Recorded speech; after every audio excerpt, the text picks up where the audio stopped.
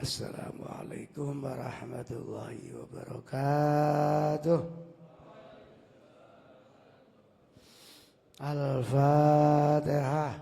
A'udzu billahi minasyaitonir rajim. Bismillahirrahmanirrahim.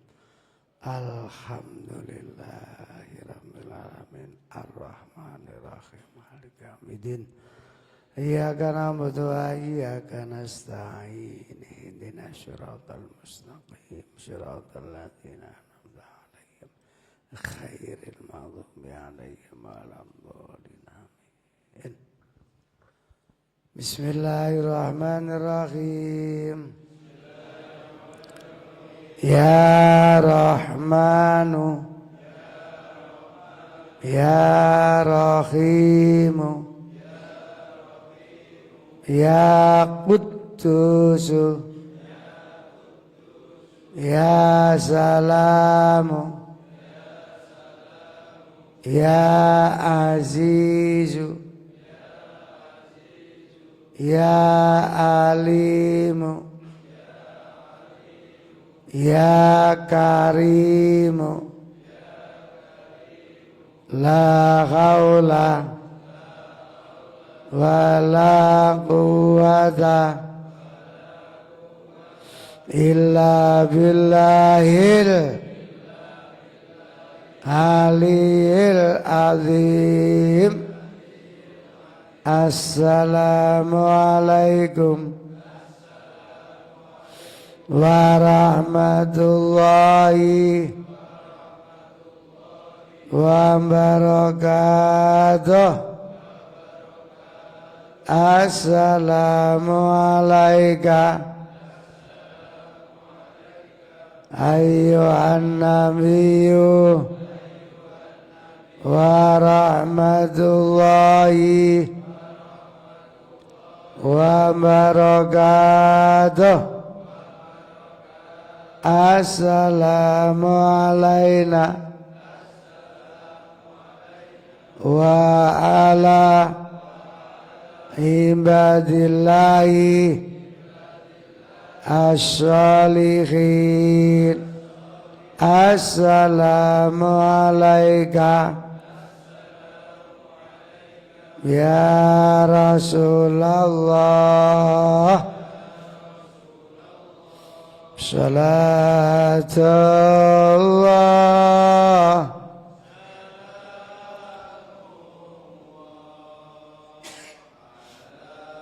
Taha Rasulillah. Salamullah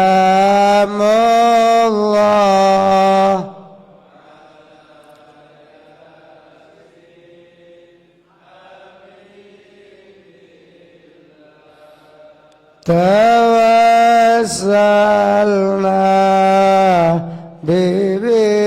bismillah wa bil hadi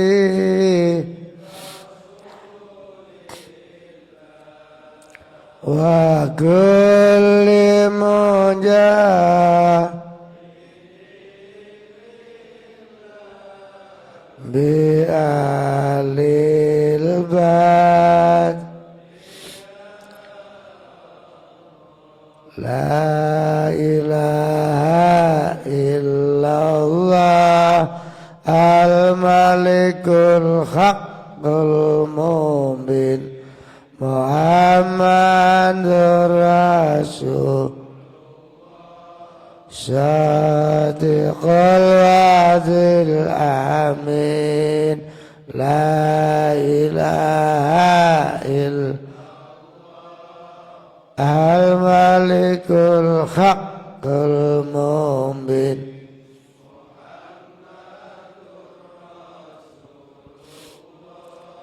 Sadiqul wa'dil astaghfirullah Rabbal baraya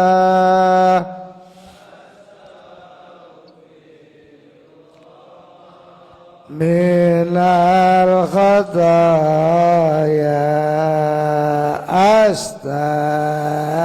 astaghfirullah rabbal baraya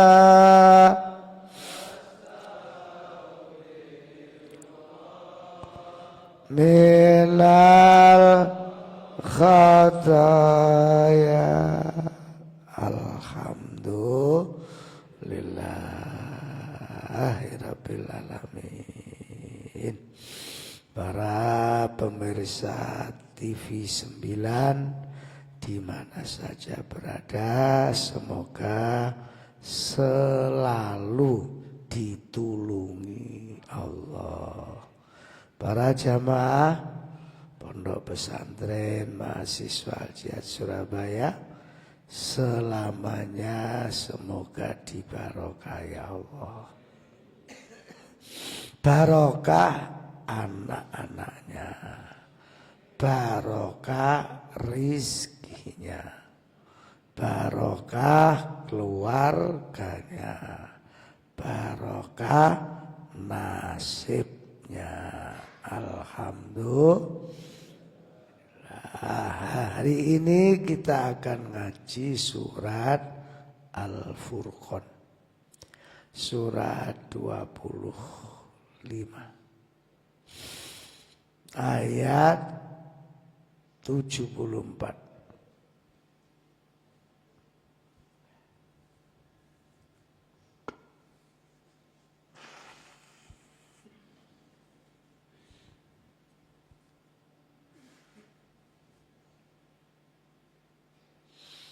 Surat Al-Furqan, surat 25 ayat 74. A'udzu billahi minasy syaithanir rajim. Bismillahirrahmanirrahim.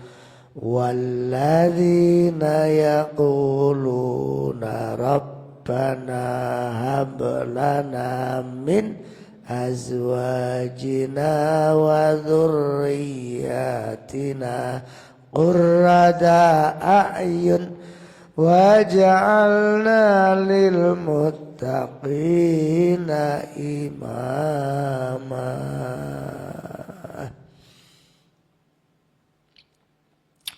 Ayat ini turunnya, asbabun nuzulnya itu ketika Rasulullah Shallallahu Alaihi Wasallam menerangkan keluarga yang bahagia, keluarga yang sakinah, mawaddah, warahmah. Ada seorang sahabat itu sedih ketika ditanya oleh temannya, mengapa sampean sedih? Karena mbah-mbah saya tidak menjumpai Nabi sehebat Nabi Muhammad Sallallahu Alaihi Wasallam. Atau dia itu sebenarnya tahu Rasulullah itu Nabi, karena terlalu lama dia itu menjadi jahiliyah, sehingga awal-awal kerasulan Nabi Muhammad tidak diikuti, sehingga dia keluarganya menjadi hancur, masuk neraka, karena terlalu lama meyakini agama yang benar itu ya jahiliyah. Wong Rasulullah ketika jadi nabi di dalam Ka'bah itu masih banyak berhala.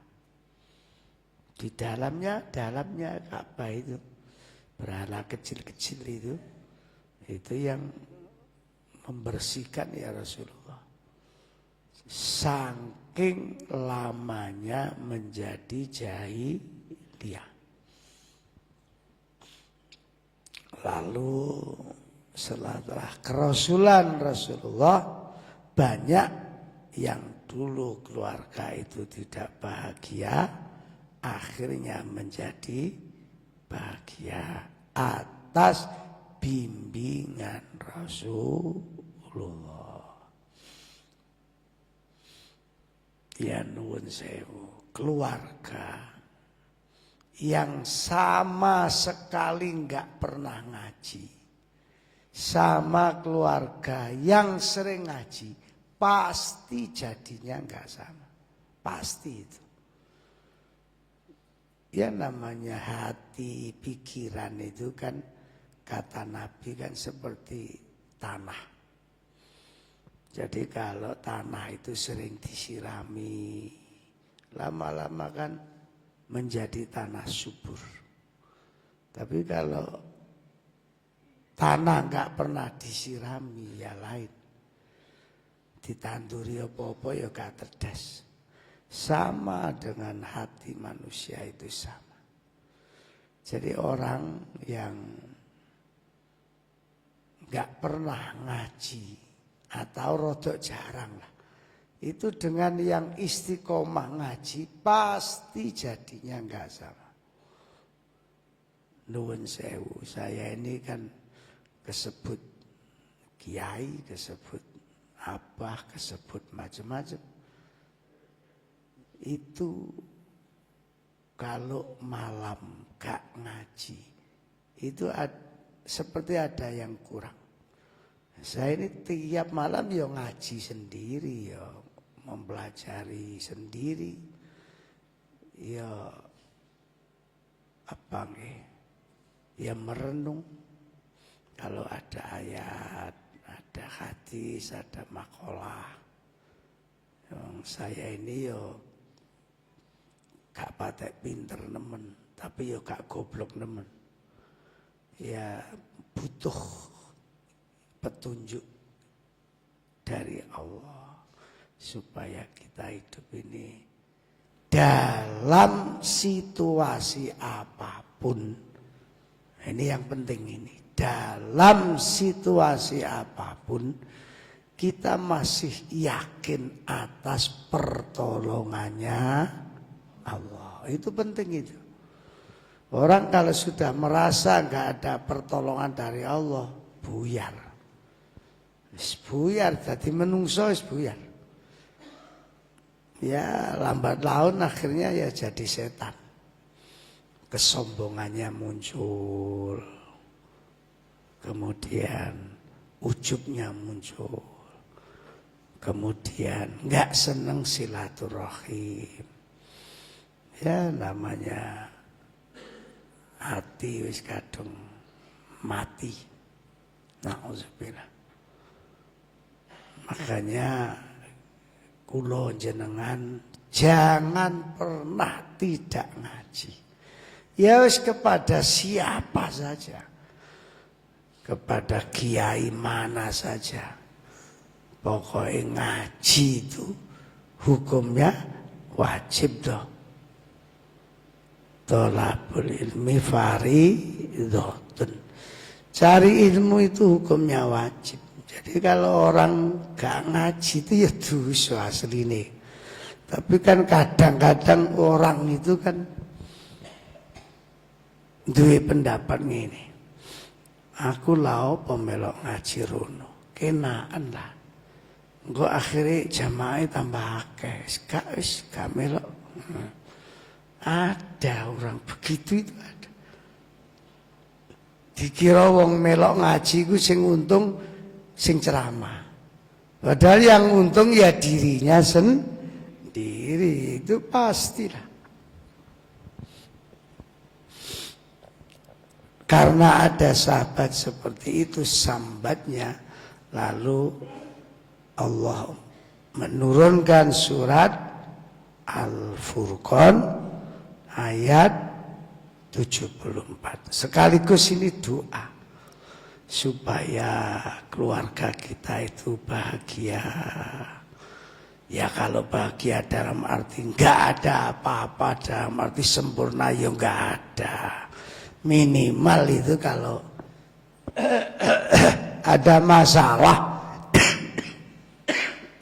cepat teratasi.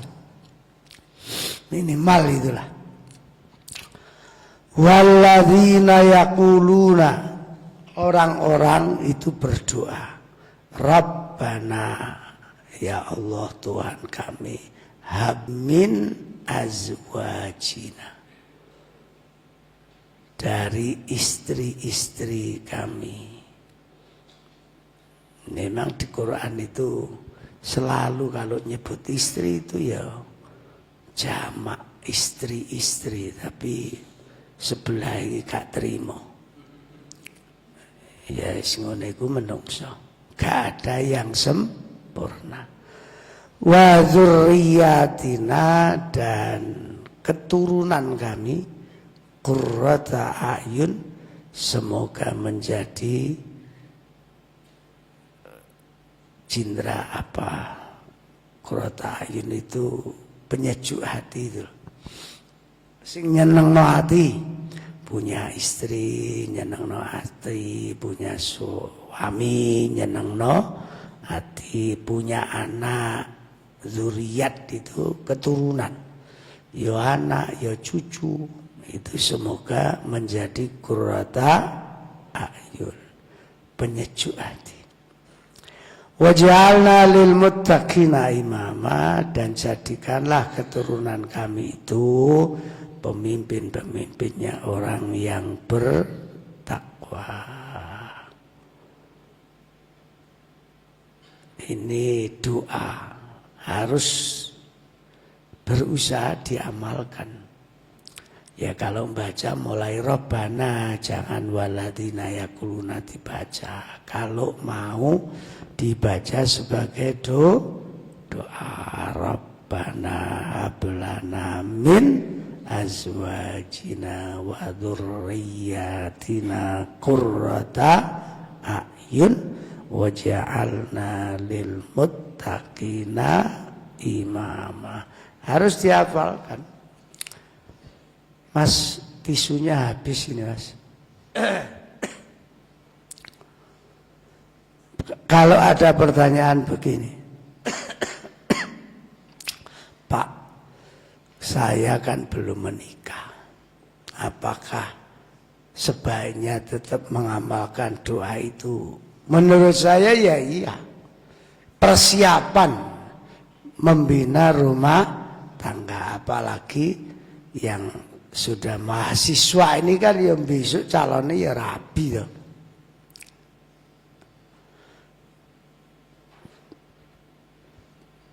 Jadi calonnya ya rapi semua kan. Nah, makanya harus mulai sekarang berdoa ini.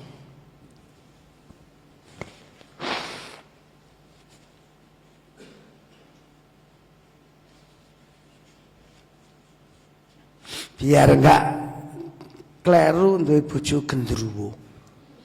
Wah, gawat nak bojone gendruwo.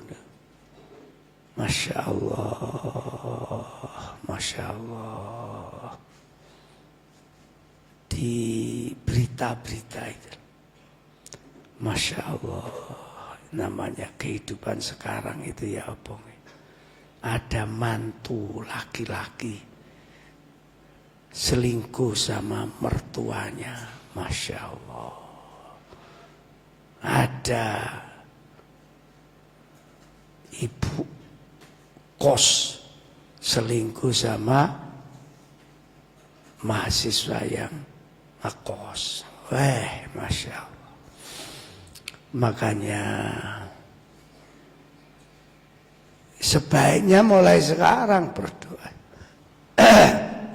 Saya tadi malam itu mendengarkan berita di Sumatera. Ada suami membunuh istrinya. Dibunuh karena ketika cekcok, istrinya itu ngomong,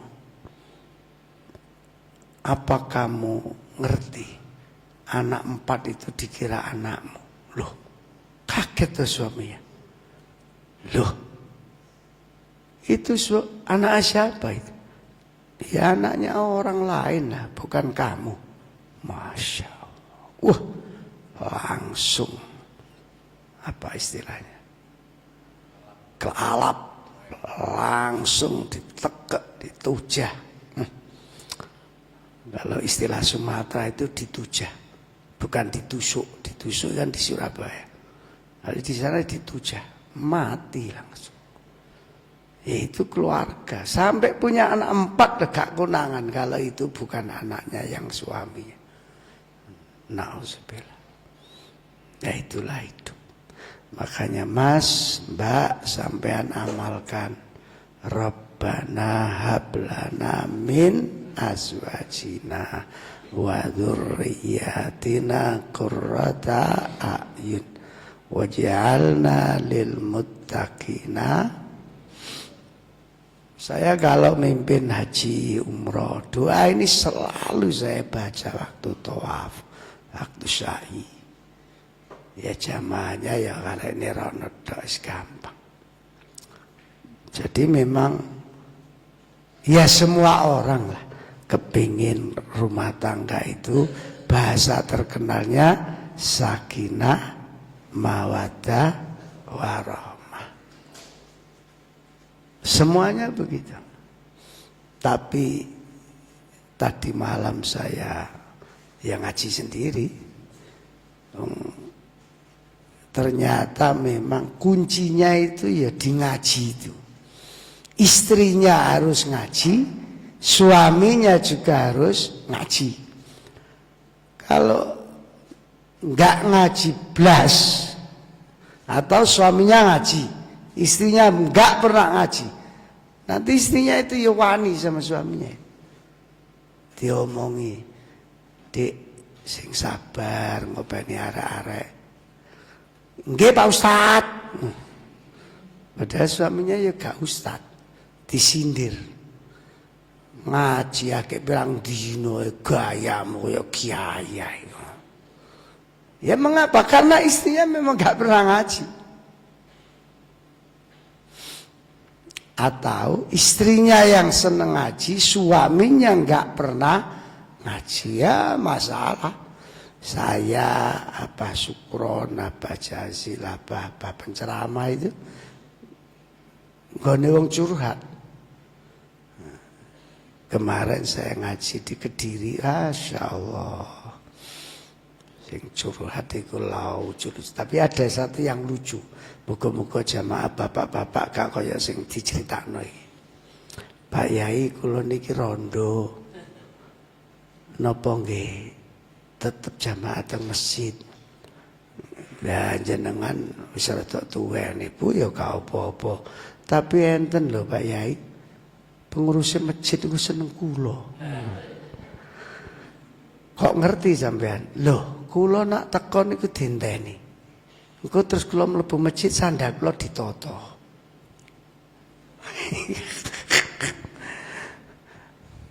Mosok apa Sumali.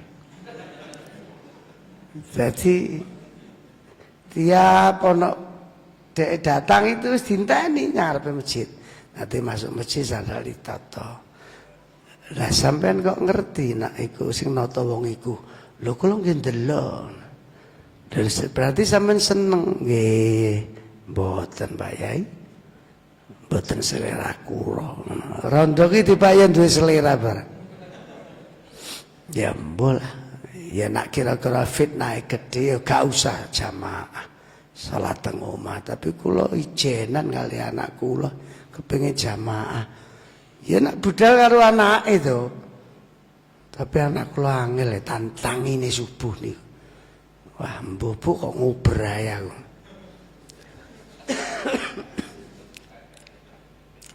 Jadi memang nggih ngoten niku urip keluarga niku. Wis modalnya cuma ngaji. Hati itu biar ketetesan ilmunya Allah. Wong ngaji itu kan walaupun gak paham semua yang disampaikan kiainya, tapi kan ada tuh 1-2 titik sing dingerti itu kan ada. 1-2 keterangan yang difahami. Dan itu bisa menjadi ilmu yang manfaat. Makanya Masya Allah. Wong ngaji itu mboten enten elek wong ngaji nih.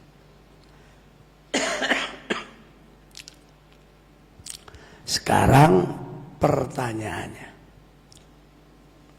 supaya anak kita, keluarga kita itu betul-betul Islami lah.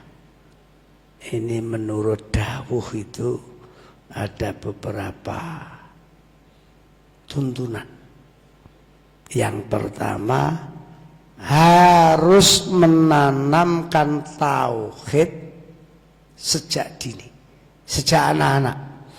Jadi sejak anak-anak itu harus ditanamkan adanya Allah. Allah itu kuasa. Dan itu harus masuk sedikit-sedikit. Ya, kok hujan ya? Ya, ini hujan, ini kehendaknya Allah. Kita nggak boleh ngersuluh. Karena ini semua sudah dikehendaki Allah. Allah itu di mana tuh ya? Ya, Allah itu karena beda dengan makhluk. Makhluk itu kita ini makhluk. Jadi kalau di tempat mana itu ada tempatnya. Karena Allah itu tidak makhluk tapi Khalik. Ya beliau nggak ada yang tahu kecuali Allah di mana Allah itu. Ya semuanya lah.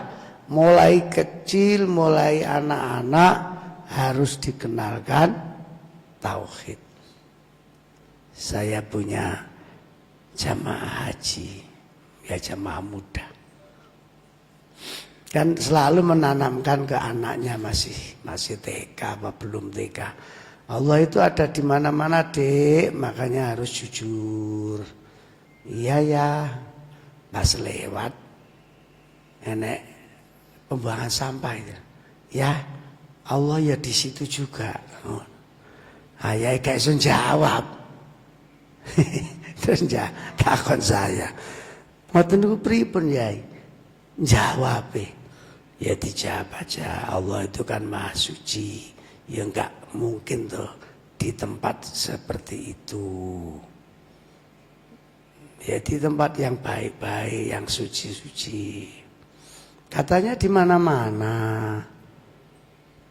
Repot. Narek cerdas itu ya repot. Makanya ya harus siap-siap kita ini. Mulai anak itu dini kecil harus ditanamkan tauhid. Yang kedua, ini yang menurut saya sangat penting. Kita orang tuanya harus menjadi teladan, menjadi contoh dalam segala hal, termasuk yang paling pokok kejujuran. Kita harus betul-betul menanamkan kejujuran kepada anak. Dan kita harus jujur betul. Harus itu. Termasuk masalah keikhlasan. Kita harus siap menjadi teladan. Kalau sedang beramal harus ikhlas. Pokoknya menjadi suri teladan. Kejujuran, keikhlasan, termasuk sifat perjuangan. Nah, ngeten. Banyak orang pinter, ya pinter agama, ya ahli ibadah. Tapi kalau sudah diajak berjuang untuk kebaikan, untuk Islam, masih menawar-nawar. Ya itu yang sulit. Itu yang sulit. Makanya maaf santri. Ya, santri Hajiat ini. Yang laki-laki terutama. Itu kalau waktunya ada acara Ro'an Akbar atau persiapan zikir Ramadan. Kan gak semua santri itu ikut. Ono sing turu. wis dibengak-bengoki ambek pengurus ya turu. Nah, padahal ya mahasiswa ya pinter ya. Tapi tidak peduli terhadap perjuangan. Padahal syaratnya hidup supaya ditulungi Allah harus nulungi agamane Allah. Intan surullaha yansurkum. Jadi syaratnya ditulungi Allah harus nulungi agamane Allah. Masya Allah, itu nyata itu. Asal hidup itu punya sifat perjuangan. Ada toh orang Islam di masyarakat itu, sholat, poso, haji orang duit akeh. Tapi dia nggak peduli terhadap nasibnya Islam. Dalam arti misalnya kalau di kampung ya ada madrasah, ya gak melok-melok urunan taya apa ono madrasah ditandani. Ya banyaklah contohnya. Kata nih. Nah, saya itu setiap kalau jalan sama cucu saya, Mas Raya, saya kalau punya uang ada kotak, saya suruh ngasihkan masuk. Ayo nak, masukkan. Alhamdulillah. Nanti kalau ke Indomaret, kan mesti sekarang Indomaret itu kan ada tukang parkirnya sekarang. Padahal tulisannya gratis ya. Wancet aja diparkiri ya, macam yang golek sana banget. Ya, yang suruh ngasihkan ya cucu saya ngajari biasa berjuang untuk perjuangan kebaikan. Dan itu harus dilatih memang. Dan kita selaku orang tuanya, selaku mbahnya ya harus siap menjadi contohnya. Harus siap itu.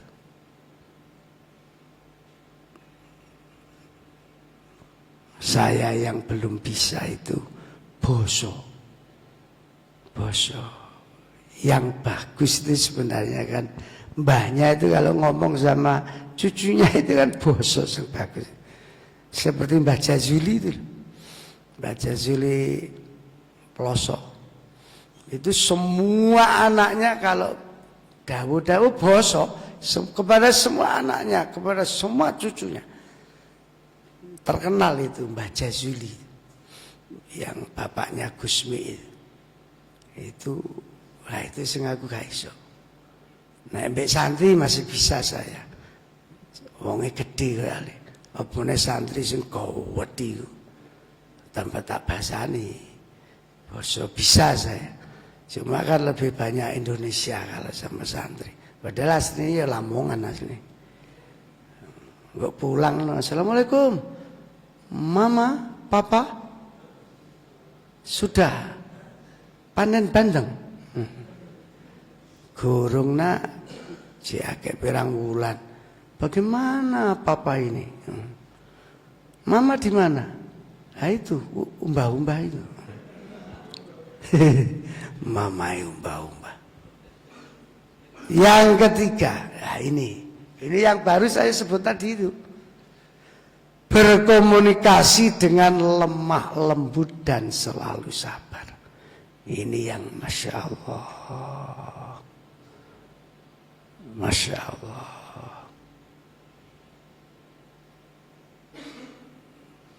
Masya Allah. Dan biasanya, ngapunten nih. Biasanya yang kurang lemah lembut dan kurang sabar itu ibu. Kaum wanita. Ya enggak semuanya Bu. Kalau sampean termasuk yang lemah lembut, selembut sutra. Masya Allah. Saya itu pernah ketemu keluarga. Anaknya itu 3 laki-laki. Sukses semua. Sukses semua. Artinya di bidang agama ya dia menjalankan, di bidang ekonomi dia juga sukses. Itu saya anggap sukses. sukses di bidang agama, anaknya ya seneng maca Quran, ya ahli sholat. Saya tapi nggak tanya, cuma memperhatikan aja. Ternyata ibunya ini setiap ngomong sama anaknya itu bosok. Saya perhatikan. Ya walaupun misalnya, ayo Tona mandi, siram ya, monggo nak siram. Panono ibu adus. Arek gurung adus iku sing ndredeg.